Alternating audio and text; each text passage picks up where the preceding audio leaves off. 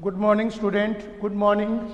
My self Kailash Chotiya, मेरा नाम कैलाश चोटिया है। जैसा कि आप परिचित हैं, और जो हमारी रघुनाथ सीनियर सेकेंडरी स्कूल जो रतनगढ़ की सबसे अच्छी स्कूल है, उसके द्वारा जो ऑनलाइन क्लासेज चल रही है, उसमें कक्षा 10 में मैं आपको सामाजिक विज्ञान है वो पढ़ा रहा हूँ। हमारा दूसरा अध्याय वो लगातार उत्तरोत्तर उन्नति पर है, जिसमें हमने अरबों की आक्रमण, इसके अलावा मैंने आपको गुलाम वंश, कुतुबुद्दीन ऐबक, इल्तुतमिश, रजिया सुल्तान, नासिरुद्दीन महमूद या बलबन, खिलजी वंश में अलाउद्दीन खिलजी, इनके सुधार, इसके अलावा आपको मैंने तुगलक वंश में मोहम्मद बिन तुगलक की उपलब्धियों के बारे में बताया था। आज हम फिरोज तुगलक, इसके बाद में सैयद वंश और लोधी वंश का अध्ययन करेंगे। जैसा कि बच्चों आपको मैंने बताया था कि 1350 में या 1350-51 में मोहम्मद बिन तुगलक की मृत्यु हो गई।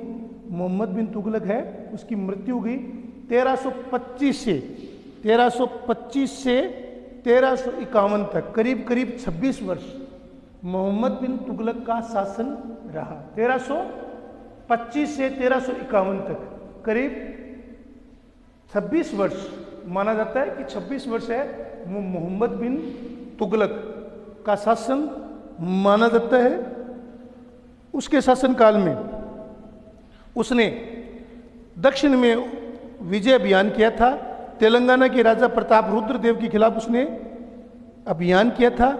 इसके बाद जब उसे विजय मिली, तो जब उसके स्वागत के लिए दिल्ली दरबार का आयोजन किया था, भव्य दिल्ली दरबार का आयोजन किया गया था, जहां पर दिल्ली वापसी के दौरान जब स्वागत समारोह था, तो एक लकड़ी की भवन से गिरने से जो गयासुद्दीन तुगलक थी, उसकी मृत्यु हो गई।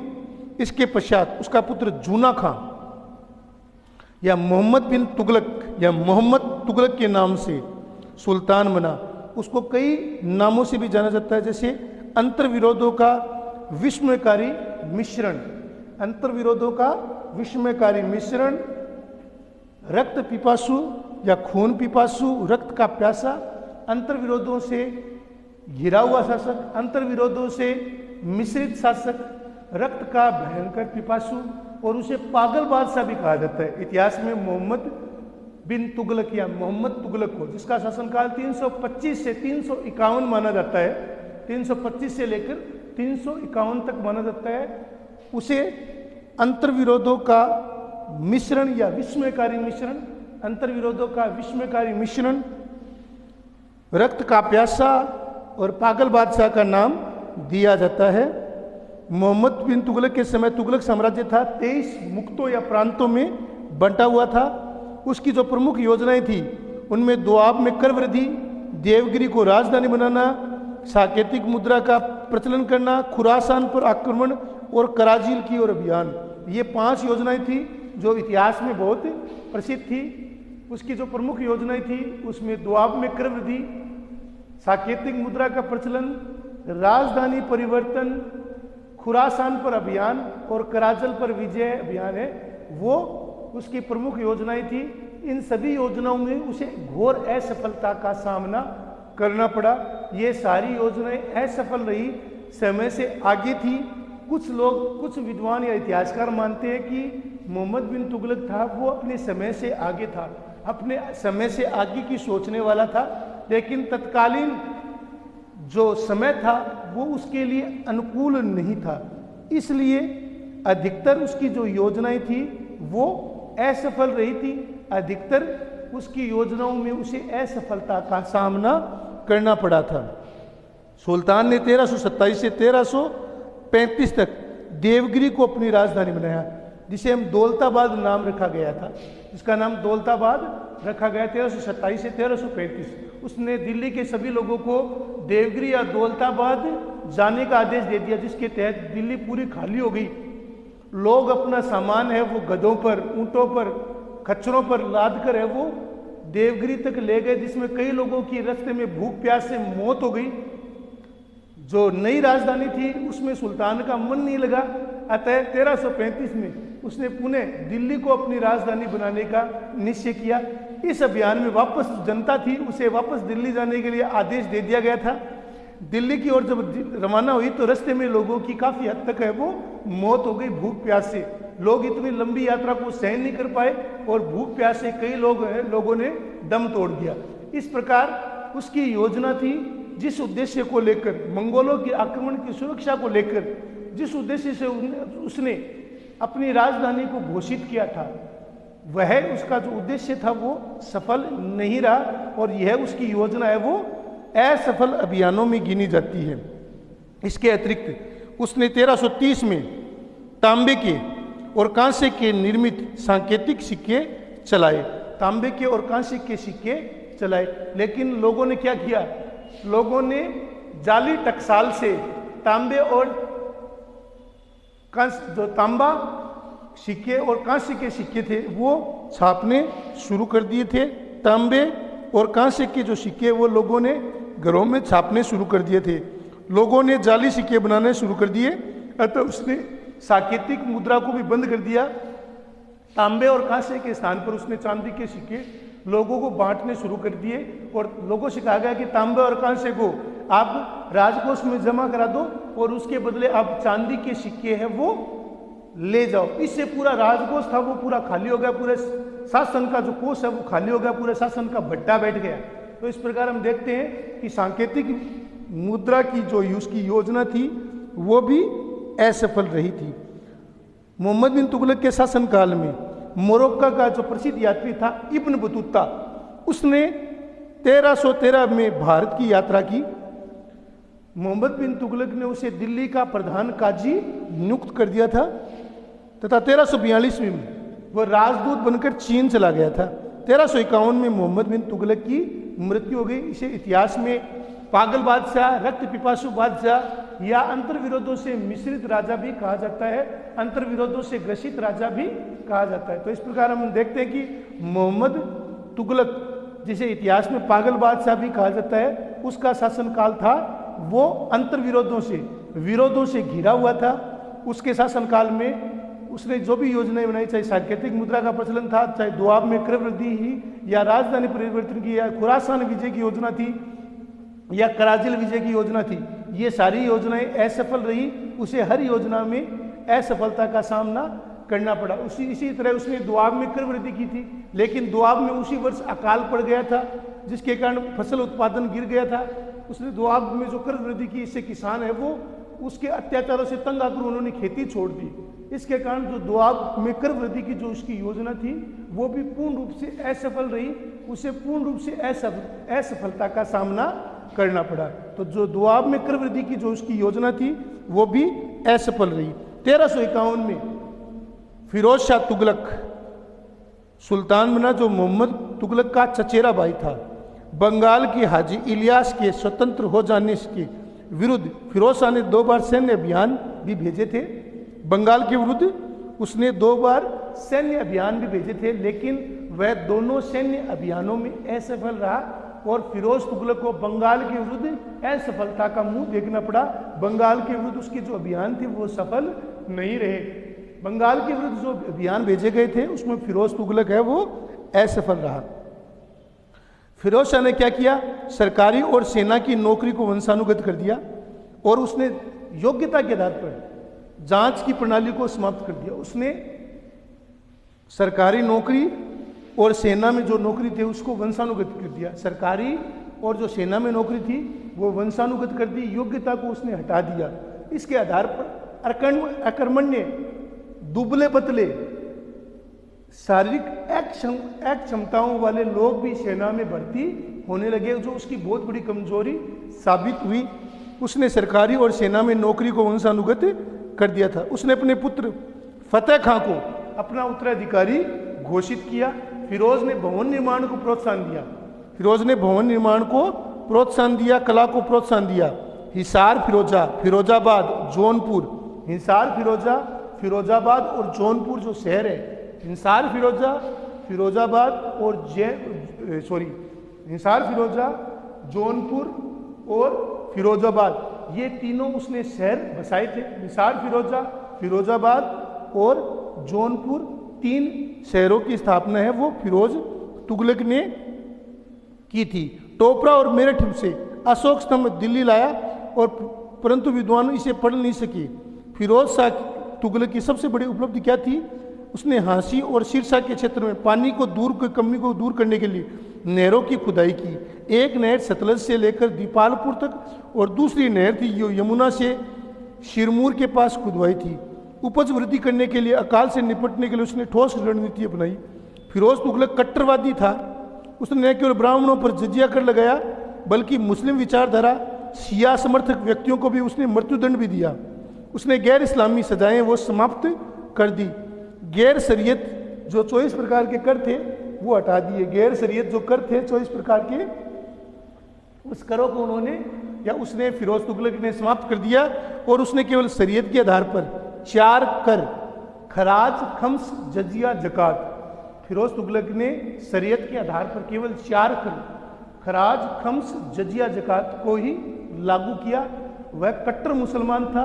उसने गैर मुसलमानों यहाँ तक कि शिया जो मुसलमान थे उनको भी उसने मृत्युदंड दिया। यहाँ तक कि उसने ब्राह्मणों पर, जो ब्राह्मण कर मुक्त थे, उन ब्राह्मणों पर भी उसने जजिया कर लगा दिया।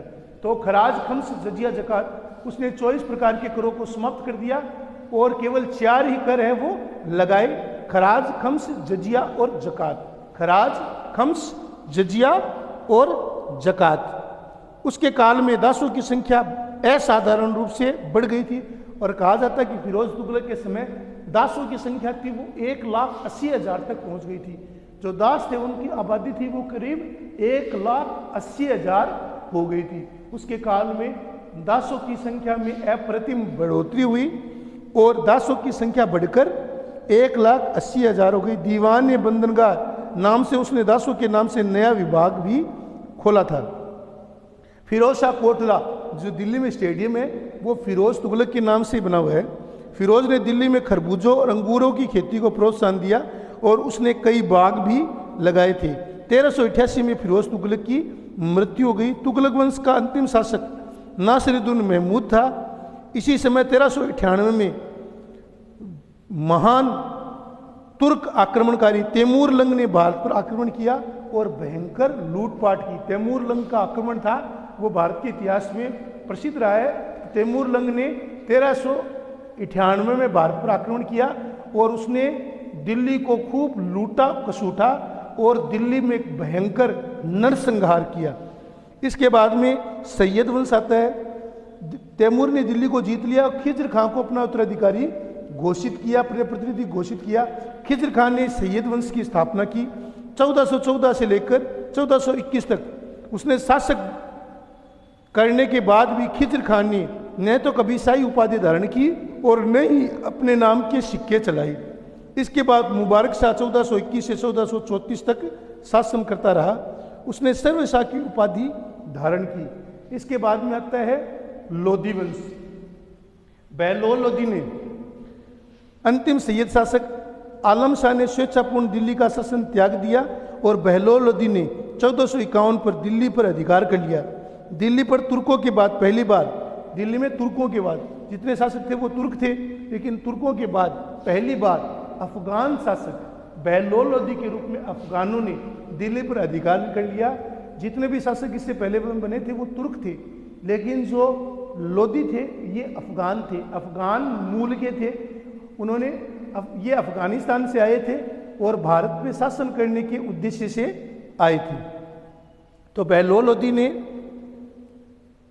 1451 में दिल्ली पर अधिकार कर लिया। दिल्ली पर तुर्कों के बाद पहली बार अफगान सत्ता स्थापित हुई थी।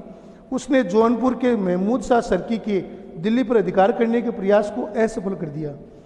38 वर्ष शासन करने के बाद 1489 में उसकी मृत्यु हुई और उसका पुत्र सिकंदर शाह या निजाम शाह सिकंदर शाह की उपाधि धारण करके शासक बना। तिरहुत, बिहार और बंगाल तक उसने साम्राज्य विकसित किया। तिरहुत, बिहार और बंगाल, सिकंदर शाह ने तिरहुत, बिहार और बंगाल तक अपने साम्राज्य को फैलाया था। उसके द्वारा जमीन को उसने भूमि को नापने, भूमि को नाप करने और भू राजस्व करने के लिए उसने एक मीटर या एक फीता बनवाया था जिसे हम सिकंदरी गज कहते हैं, जिसे लकड़ी से नापा जाता था। सिकंदरी गज था जिसे लकड़ी से नापा जाता था या डोरियों से नापा जाता था, और एक सिकंदरी गज में 30 इंच होते थे। उसने 30 इंच का एक सिकंदरी गज बनवाया था। उसने भूमि की नाप और उसके आधार पर भूमि कर नीत करने का कार्य किया। एक गज चलाया जो 30 इंच का होता था। यह गज लंबे समय तक सिकंदरी गज के नाम से जाना जाता। इटावा, बयाना, कोल, ग्वालियर, धौलपुर के शासकों को उसने अधीन रखने के अभिप्राय से 1506 में आगरा नगर की स्थापना की। उसने बयाना, कोल, ग्वालियर, धौलपुर के शासकों पर नियंत्रण करने के लिए 1506 में आगरा नगर की स्थापना की। आगरा को उसने राजधानी घोषित किया। दिल्ली से आगरा राजधानी वो अफगानों के समय गई थी। सिकंदर शाह के समय राजधानी थी वो दिल्ली से आगरा स्थानांतरित हो गई। 1506 में उसने आगरा नगर का निर्माण कराया। उसका उपनाम गुलरू खां था। इसी उपनाम से उसने कविता भी लिखता था। उसकी नवंबर 1517 में उसकी मृत्यु हो गई। उसकी मृत्यु के बाद इब्राहिम लोदी आगरा की गद्दी पर बैठा था। सिकंदर लोदी का योगदान महत्वपूर्ण है। एक तो सिकंदरी गज उसने चलाया था नाप तोल करने के लिए। उसने भू राजस्व का निर्धारण करने के लिए, जमीन का नाप करने के लिए सिकंदरी गज का प्रयोग किया, जिसमें एक गज में 30 इंच के बराबर होता था। और दूसरा 1506 में उसने आगरा को या आगरा की स्थापना की थी और आगरा को अपने राज्य की राजधानी बनाया था। 1517 में उसकी मृत्यु के बाद उसका पुत्र इब्राहिम लोदी आगरा की गद्दी पर बैठा था। 1517-18 में इब्राहिम लोदी और राणा सांगा के मध्य युद्ध हुआ, जिसमें लोदियों की हार हुई।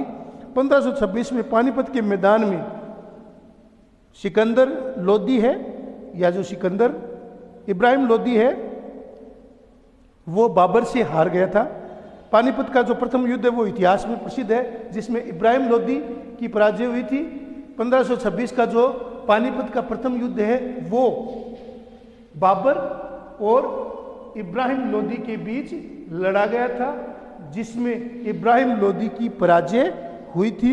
जिसमें इब्राहिम लोदी है वो हार गया था। इब्राहिम लोदी की पराजय है वो राणा सांगा के अलावा पानीपत के प्रथम युद्ध में हुई थी। इतिहास में यह युद्ध है वो पानीपत के प्रथम युद्ध के नाम से जाना जाता है। यह युद्ध भारत के इतिहास में एक युगांतरकालीन घटना साबित हुई, क्योंकि इस युद्ध के बाद मुगल थे वो भारत के सर्वे सर्वा बन गए थे। मुगलों ने आगरा पर अपना नियंत्रण स्थापित कर लिया था और बाबर था उसने मुगल सत्ता की स्थापना की थी। लोदियों की सत्ता खत्म हो गई थी। लोदी वंश का अंत हो गया था। सिकंदर लोदी, इब्राहिम लोदी, इनकी सत्ता वो है वो उसका सूर्य अस्त हो गया और दिल्ली की गद्दी पर, दिल्ली की राजगद्दी पर बाबर के रूप में पहला मुगल शासक है वो स्थापित हुआ था। तो पानीपत का जो प्रथम युद्ध है वो भारतीय इतिहास में सबसे प्रसिद्ध है। इस युद्ध में जो इब्राहिम लोदी था उसकी पराजय हुई। इब्राहिम लोदी है वो हार गया और बाबर है वो विजेता बना। पानीपत का युद्ध है, प्रथम युद्ध है, वो भारतीय इतिहास में प्रसिद्ध है, क्योंकि इस युद्ध के द्वारा अफगानों या लोदियों की सत्ता का हमेशा के लिए अंत हो गया और मुगलों की सत्ता है वो स्थापित हुई थी। ये युगोत्तरांतर घटना का साबित हुई। इसमें लोदियों की हार हुई और दिल्ली की राजगद्दी पर और दिल्ली की गद्दी पर है वो, दिल्ली की गद्दी पर मुगल वंश की या अफगान जो आगरा की गद्दी पर, दिल्ली और आगरा का जो क्षेत्र था इस पर मुगलों का आधिपत्य प्रारंभ हुआ। मुगलों ने भी आगरा को केंद्र बनाकर ही विजय प्राप्त की थी। दिल्ली से राजधानी थी वो सिकंदर लोदी के समय आगरा स्थानांतरित हो चुकी थी और आगरा को ही मुगलों ने अपना केंद्र बनाकर रखा। तो इस प्रकार हमने आज देखा फिरोज तुगलक, सैयद वंश, लोदी वंश। फिरोज तुगलक, सैयद वंश और लोदी वंश के बारे में हमने पढ़ा है। इसको आपको पढ़ना है, समझना है, याद करना है, इसको आपको लिखना है, इसको आपको फेयर कॉपी में उतारना है। ये आपका होमवर्क है। आपकी कॉपियाँ कभी भी मंगाई जा सकती है। इसको याद करना है। फिरोज तुगलक के सुधार, लोदी वंश, इसके अलावा लोदी वंश के अलावा सैयद वंश, इनकी उपलब्धियों के बारे में आपको लिखना है, याद करना है। ये आपका होमवर्क है। धन्यवाद।